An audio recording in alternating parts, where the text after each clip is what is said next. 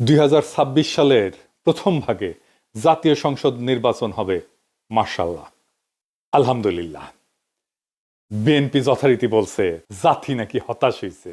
BNP রাজনীতি বাদ দিয়া মারফতি লাইনে ধরিছে, পুরা জাতির অন্তরে ঢুইকা তার মনোভাব যাই না ফেলিছে। মির্জা ভাই, আপনি কোন বিএনপি হতাশ হয়েছে, বা আপনার দলের মার্কা নিয়ে যারা ইলেকশন করবে সে সমস্ত সিট পার্টি তারা হতাশ হয়েছে, মাইনে নেব। আপনি তো অন্তর্যামী না, জাতির অন্তরের কথা কেমনে জানবেন?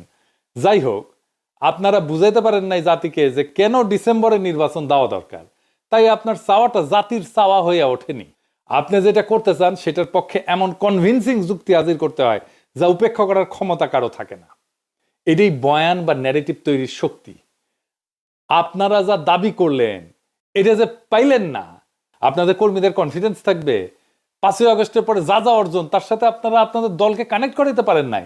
32 নম্বর জয় বাংলা কইরা দেওয়া, আওয়ামী লীগ নিষিদ্ধ করা, এই দুইটা মাইলস্টোন ইভেন্টে আপনাদের কোনো সংশ্লিষ্টতা নেই। আপনারা বিরোধিতা করছেন আওয়ামী লীগ নিষিদ্ধের, ট্রল করছেন সেই সময়। আপনারা প্রফেসর ইউনূসের কাছে রোড ম্যাপ চান নির্বাচনে, আপনাদের দলের রোড ম্যাপ আছে নাই। এই 10 মাসে কি করেছেন? ভার্চুয়ালি কিছুই না। না না না, দুইটা বড় কাজ করেছেন। ইন্ডিয়ার সাথে আর ওয়াকারের সাথে সিস্টেম করেছেন, দখল চান্দাবাদী করেছেন, গরুর হাট, সবজির বাজার থেকে শুরু করে টেলিভিশন কোম্পানি, পদ পদবি ইত্যাদি আর কত কিছু। আর মানুষের ঘৃণা কামাইছেন, কামাই ভালোই করেছেন। যারা একসময় বন্ধু ছিল তাদের শত্রু বানাইছেন। না না, আমরা বানাই নাই আপনাদের শত্রু, আপনারাই আমাদের বানাইছেন। আপনাদের দলের প্রতিষ্ঠাতা বলতেন বিদেশে আমাদের বন্ধু আছে, প্রভু নাই। বিদেশে আমাদের বন্ধু আছে, বিদেশে আমাদের প্রভু নেই। দেশে আপনারা বন্ধুহীন, বিদেশে কয়টা প্রভু আছে আল্লাহ মালুম। বিএনপির জন্য ডিসেম্বরের নির্বাচন চাওয়াটা একটা bad idea, very very extremely bad idea. কেন জানেন? জানেন না, এটাও জানেন না। আসেন এটা আলাপ করি। ডিসেম্বরে যতগুলো নির্বাচনে বিএনপি অংশ নিচ্ছে, গোহারা আসছে, গোহারা একটা না দুইটা নির্বাচনে অংশ নিচ্ছে। 2008 সালের 29শে ডিসেম্বর এই যে ফখরুদ্দিন মঈনুদ্দিনের নির্বাচনে বিএনপি গোহারা হারছে।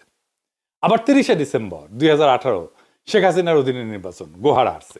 প্রথমটা তত্ত্বাবধায়ক সরকার ছিল, পরেরটা হাসিনার অধীনে নির্বাচন ছিল। আওয়ামী লীগ ইচ্ছা করে ডিসেম্বরে নির্বাচন ফেলতো।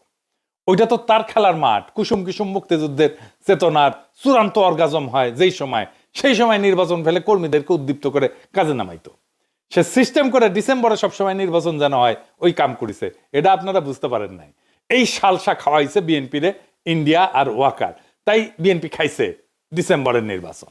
নিজে কখনো চিন্তা করেনি আরে ডিসেম্বর কেন, কেন নভেম্বর বা জানুয়ারি না? নির্বাচনে তো প্রতিপক্ষ চুপচাপ বসে থাকে না, তাই না? সে কিছু করে, সে বারে বারে বলতে থাকবে ডিসেম্বরের নির্বাচনে যাবেন, বারে বারে বলতে থাকবে। আরে দূর, বিএনপি ডিসেম্বরের নির্বাচনে জিতে না। হ্যাঁ, দেখান কবে নির্বাচনে জিতেছে। দেখেন এই দুইটা নির্বাচনে হারিয়েছে গোয়ারা, এবার হারবি। আপনার ভারতে যে এটা তো কুসংস্কার, আপনারা তো আবার বিজ্ঞান বিজ্ঞান করেন। জি না, এটা সংস্কার, এটা কাজ করে। ও আচ্ছা আচ্ছা, সংস্কার শুনলে তো আবার বিএনপির গাত্রদাহ শুরু হইতে পারে। যাই হোক, আমি যদি বিএনপির কেউ হইতাম, আমি অবশ্য এখন কেউ না, হ্যাঁ বিএনপির, যখন তাদের কেউ ছিল না তখন ছিলাম আমি, এখন তাদের সব হয়েছে, পর হয়েছি আমি, বুঝছাও? তো যাই হোক, অসুবিধা নাই। আমি বিএনপি হইলে কখন নির্বাচন চাইতাম, কখন চাওয়া উচিত ছিল বলেন তো? বুদ্ধি করে বলেন, মনে আসতেছে না? আচ্ছা শিখাই দিই। আমি নির্বাচন চাইতাম ফেব্রুয়ারিতে। কেন ফেব্রুয়ারিতে? কারণ দ্বিতীয় সংসদ নির্বাচন, যেই নির্বাচনে প্রথম বিএনপি সংসদে জিতে সরকারি দল হয়, সেই নির্বাচন ছিল 18ই ফেব্রুয়ারি 1979 সাল। ওই সংসদ ছিল এক ঐতিহাসিক সংসদ। এত ব্রাইট আর তুখর সংসদ বাংলাদেশে আর পায় নাই। ওইটাই বিএনপির প্রথম রাষ্ট্র পরিচালনা, রাষ্ট্র গঠন, খেলতে নেমেই চ্যাম্পিয়ন হয় বিএনপি। আর তখন জিয়াউর রহমান নেতা, প্রেসিডেন্ট, যাকে বলে সোনায় সোহাগা। বিএনপির যাত্রা শুরু, রাষ্ট্র ক্ষমতা জিয়াউর রহমানের অধীনে, নতুন রাষ্ট্র গঠন, বাকশালের ধ্বংসস্তূপের উপরে নতুন গণতান্ত্রিক বাংলাদেশ তৈরি করা। আর পঞ্চম জাতীয় সংসদ নির্বাচন, খালেদা জিয়া প্রথম জিতে সরকার গঠন করে, সেটা ছিল 27শে ফেব্রুয়ারি 1991। ওই নির্বাচনে খালেদা জিয়া রাজনীতিবিদ থেকে রাষ্ট্রনায়ক হয়ে ওঠেন। বিএনপির দুইটা ল্যান্ডমার্ক নির্বাচন, দুইটাই ফেব্রুয়ারিতে। রাজনীতিতে তো আপনাদেরকে হিস্টোরিক্যাল ন্যারেটিভের শুরুতে পৌঁছায় দিতে হয় কর্মীদেরকে, আপনাকে কানেক্ট করে দিতে হয়। আপনি কানেক্ট করে দিতে পারতেন জিয়ার, খালেদা জিয়ার হেরিটেজের সাথে, কইতেন বাংলাদেশের দুইবার রাষ্ট্রকে নতুনভাবে তৈরি করছে বিএনপির সংসদ। আমরা ইতিহাসের সেই মাহেন্দ্রক্ষণে ফিরে যাব যখন শহীদ প্রেসিডেন্ট জিয়াউর রহমান হাত ধইরা বাকশাল উত্তর বাংলাদেশ তৈরির সময় বিএনপি গঠিত হয়েছে। তারা নির্বাচনে অংশ নিচ্ছে প্রথমবারের মতো জিয়াউর রহমানের নেতৃত্বে। বাংলাদেশের সত্যিকারের নির্মাণ শুরু হয় এইখান থেকে। তারপর দ্বিতীয়বার শহীদ জিয়ার মৃত্যুর পরে ফিনিক্স পাখির মতো ধ্বংসস্তূপ থেকে বিএনপি উঠে দাঁড়ায় একটা সফল গণ অভ্যুত্থানের নেতৃত্ব দিয়া। স্বৈরাচারের পতনের পরে নতুন করে রাষ্ট্র পুনর্নির্মাণের শুরুর সেই সময়টা 2 নির্বাচনী ফেব্রুয়ারিতে। আবার সেই সময় আসছে ফ্যাসিবাদ উত্তর বাংলাদেশের রাষ্ট্র পুনর্গঠনের দায়িত্ব নিতে বিএনপি সেই একই ফেব্রুয়ারিতে নির্বাচনে নামবে। এইবার তৃতীয়বারের মতো বাংলাদেশকে আবার নতুন করে গড়ে তোলার দায়িত্ব নেবে বিএনপি। সেই ফেব্রুয়ারির ঐতিহ্যের অংশীদার হবে আবার বিএনপি, যে ঐতিহ্যের সৃষ্টি শহীদ জিয়ার হাতে, পরিপুষ্ট খালেদা জিয়ার হাতে, আর তার পূর্ণ বিকাশ হবে আজকে আপনার হাতে।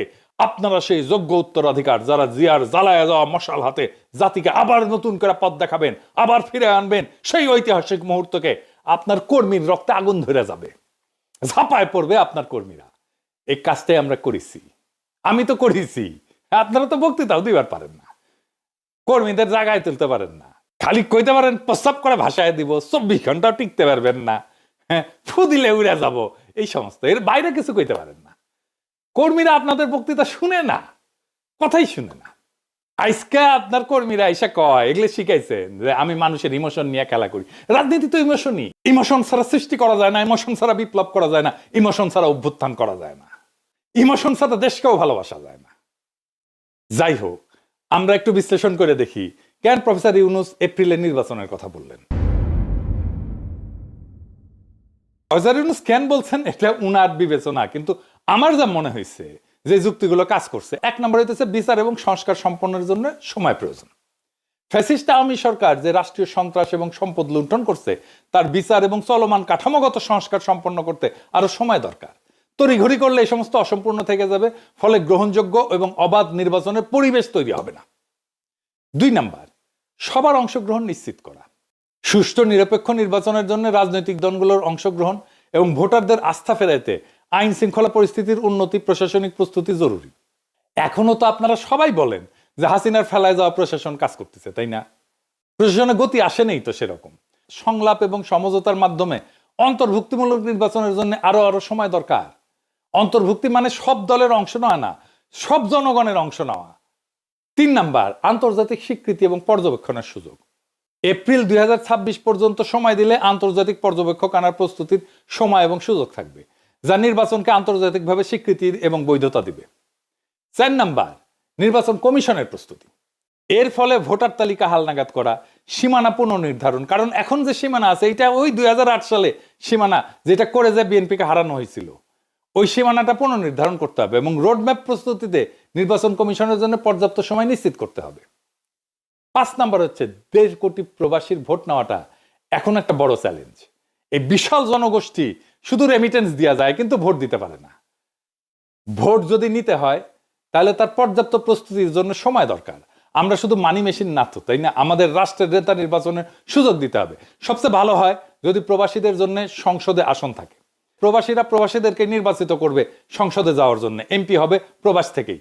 তার জন্য প্রবাসীদের জন্য 30 থেকে 50টা আসন করা উচিত। তো বিএনপি যদি এপ্রিলের সময় না মানে তাহলে আমি অন্তর্বর্তীকালীন সরকারকে বলবো সংস্কার না নির্বাচন এই প্রশ্নে গণভোট নিতে। জিয়াউর রহমান গণভোট করছিল, আমাদেরও গণভোট করা যেতে পারে। রাজনৈতিক দলের রাহাজানি বন্ধ করার টাইম আসছে। রাজনৈতিক দল মানে দেশের মালিক না, সে যা খুশি বলবে আর আমরা সারা দেশের লোক মেনে নিব।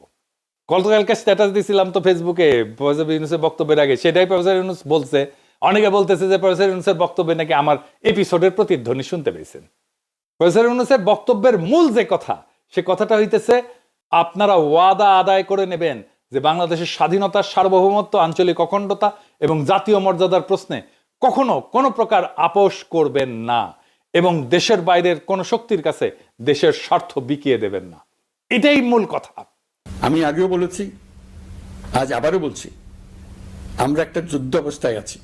এখন আমাদের একতাবদ্ধ থাকতে হবে যে কোনো মূল্যে। পরাজিত শক্তি এবং তাদের সহযোগীরা ওত পেতে বসে আছে আমাদের ছোবল মারার জন্য, আমাদের অগ্রযাত্রাকে রুখে দেওয়ার জন্য। আমরা তাদের কিছুতেই এই সুযোগ দেব না।